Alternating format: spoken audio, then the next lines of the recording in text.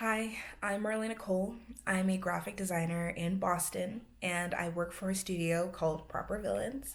I grew up in Chelsea. I went to middle school and high school there, and I went to college at the Massachusetts College of Art and Design. And I'm here to talk to you guys today. Hopefully, everything goes right. I do have two dogs and a neighbor who are kind of active, so I apologize if there's any jump cuts or anything like that. But let's get into it. So, I'm going to sort of break my video presentation into three parts. Um and hopefully it helps some of you guys. Um but as you can see from the title, I'm talking about um being black and being proud to be black. But that's not how it always started. Um, I didn't start off with being extremely proud about being black. So let's start with part one, which is how could I deny it?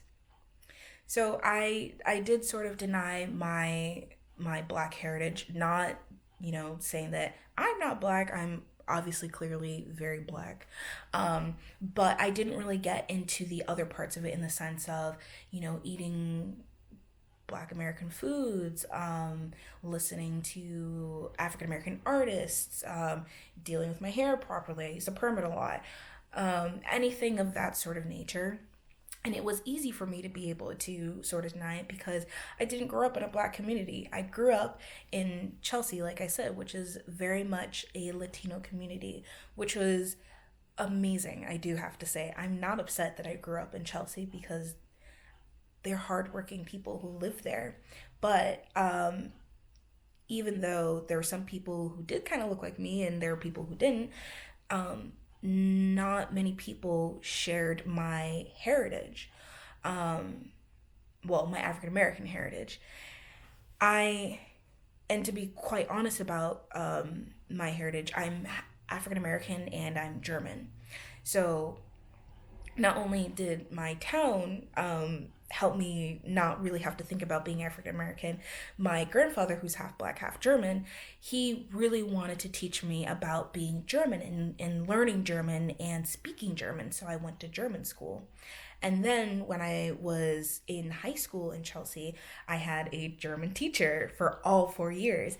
And that was really amazing because I could really figure out this other side to me that I think a lot of African American people don't have the pleasure of being able to do, which is knowing first of all, but knowing and learning about the other side of them.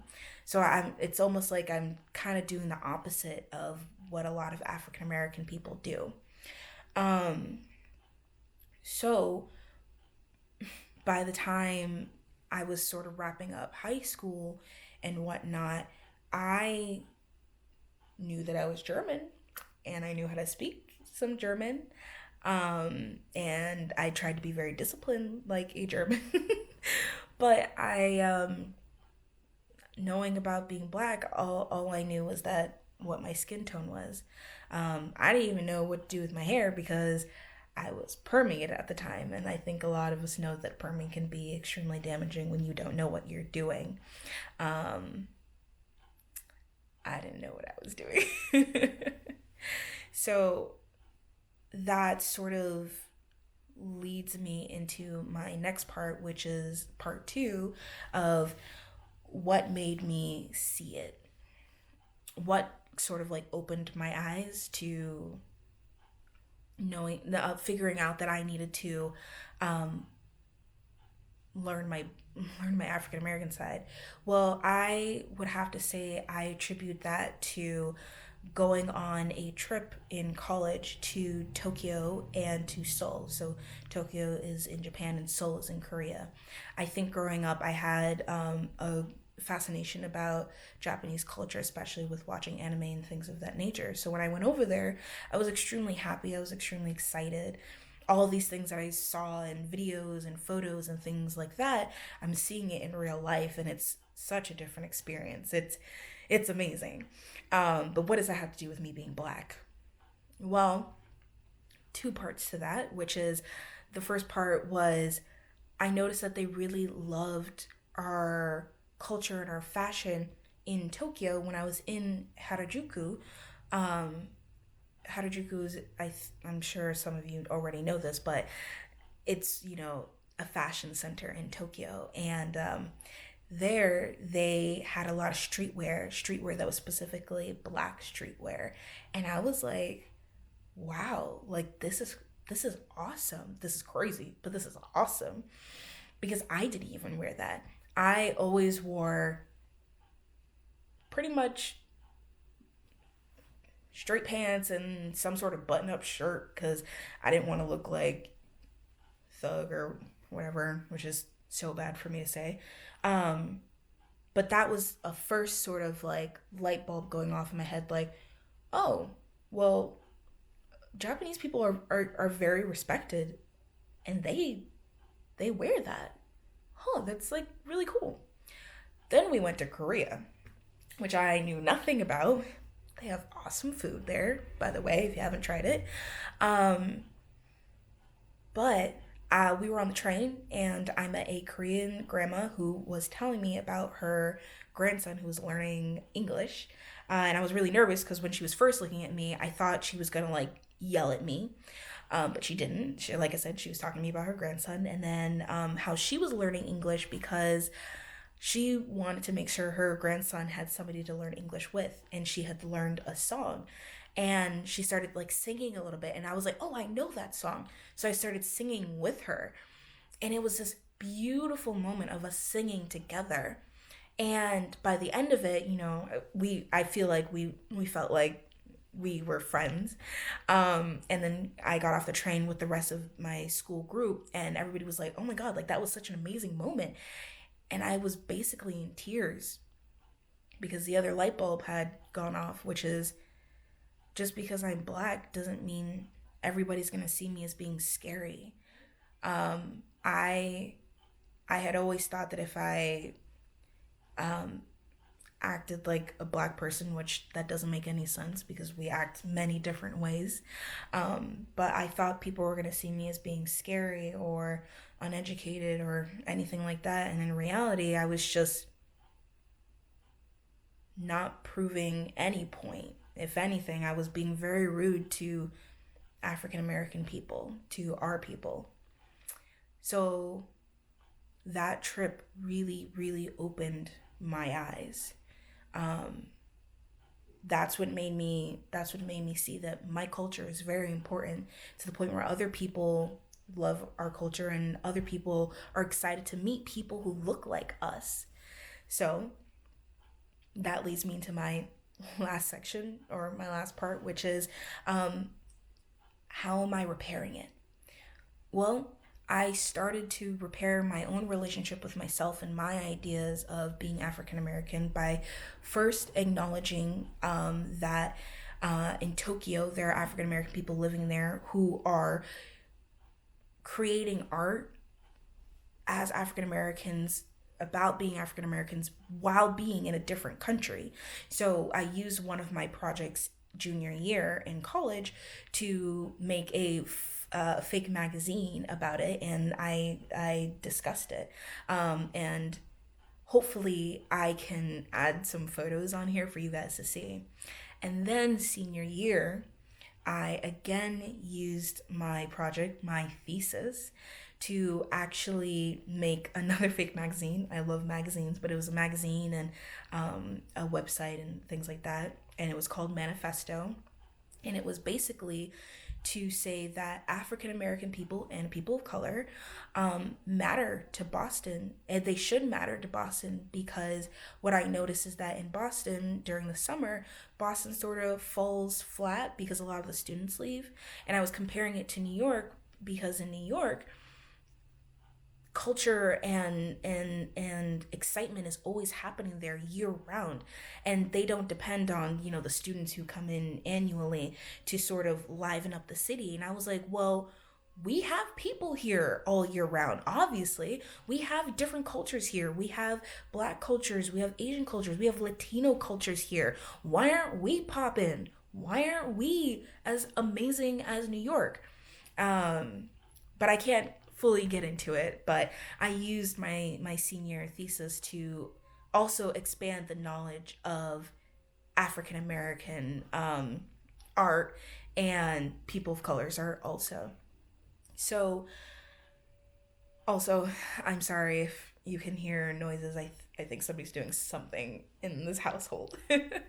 But with all that being said, um, there's a few things that I want this all to tie back into, which is art as a mechanism for dialogue and a catalyst for change, and then art as a reflector and responder in society.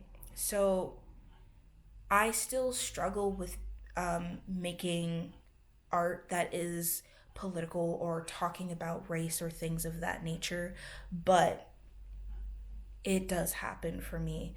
And I think, especially with everything that's been going on in the news, I felt a call to make art.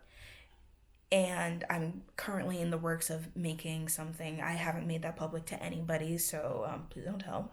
Um, but I'm also seeing a whole bunch of other people creating art in response to what has been happening. And I think as a designer, I we look for things that are aesthetically pleasing and things of that nature. Um, I've been seeing a lot of it. And it takes time to create beautiful posters and things of that nature, especially when they're gridded and things like that. But people have been called, and the amazing thing about graphic design is that we take knowledge, we take ideas, we take thoughts, and we try to make them look appeasing or appealing to people so that they want to read it and they want to share the knowledge. And it's been happening everywhere, to the point where even I'm like, I don't like to get involved in things, but what's been happening has been crazy and what's been happening has been wrong. And I need to have my own voice in it. And I think if I would have never went to mass art, I definitely would have stayed silent. I would have been like, I can't get involved. But because of that trip and knowing that there are people who love our culture, they should be able to want to support us. I I've been called.